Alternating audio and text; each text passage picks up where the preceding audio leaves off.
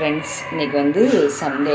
அதனால் மார்னிங் வந்து என்னமும் டிஃபன் எதுவும் பண்ணலை. அதனால் சும்மா பசிக்காக ப்ரெட் ஆம்லேட் போடலான்ட்டு எடுத்து வச்சுருக்கேன். 3 முட்டை எடுத்து வச்சுருக்கேன்.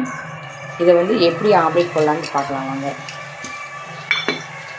மேக்ஸிமம் நாங்கள் வீட்டில் இருந்தால் மார்னிங் சாப்பிட மாட்டோம்.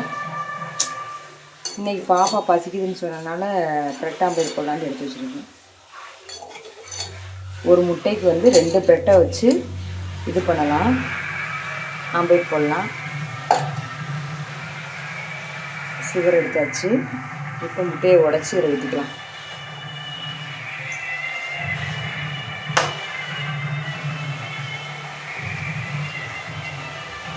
ஒரு கையில் வீடியோ எடுத்துகிட்டு முட்டையை உடைக்க முடியல, சாரி. உடச்சி ஊற்றியாச்சு. இப்போ நல்லா கலக்கிக்கலாம்.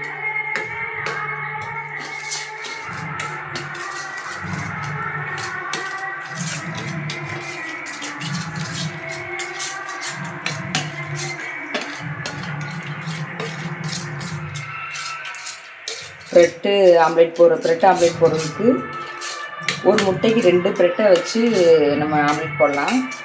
நான் 3 முட்டை உடச்சி ஊற்றிருக்கேன். ஒரு எப்படி மேக்ஸிமம் 7-8 போடலாம். அட்ஜஸ்ட் பண்ணி எப்படியாவது 8 வரைக்கும் போடலாம்.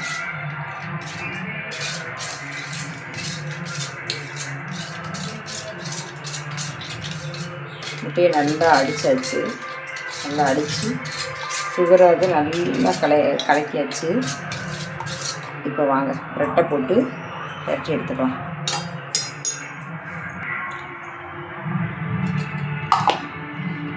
தோசைக்கல் அடுப்பில் வச்சாச்சு. இப்போ ஆயில் ஊற்றிக்கலாம்.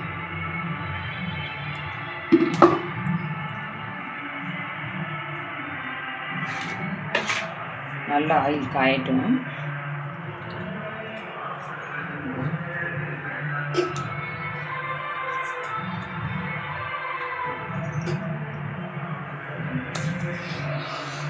ரெண்டு பக்கம் பிரட்டி போட்டு எடுத்து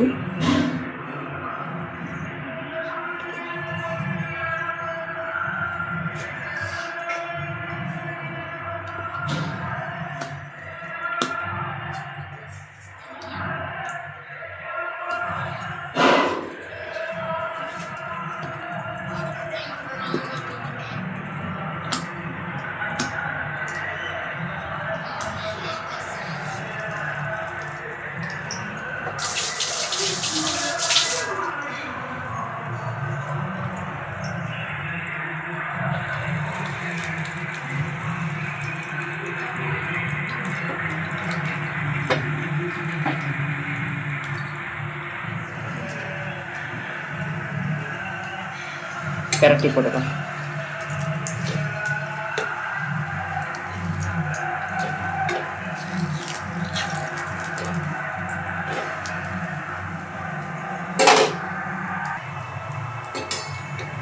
ஆயிலுக்கு பதில் நீங்கள் பட்டர் இருந்தால் கூட போட்டுக்கலாம். பட்டர், நெய் எது இருந்தாலும் போட்டு நீங்கள் பண்ணிக்கலாம். எங்களுக்கு அதெல்லாம் பிடிக்காது, அதுக்காக நாங்கள் ஆயில் ஊற்றிக்கிறோம். பாருங்கள், நல்லா ரோஸ்ட் ஆகி வந்துச்சு பாருங்கள். ரொம்பவும் அப்படியே கருகு விட்டுட்டு அது நல்லா இருக்காது. இந்த பதத்துலேயே நீங்கள் எடுத்துருங்க. 2 பக்கமே நல்லா ரோஸ்ட் ஆயிடுச்சு.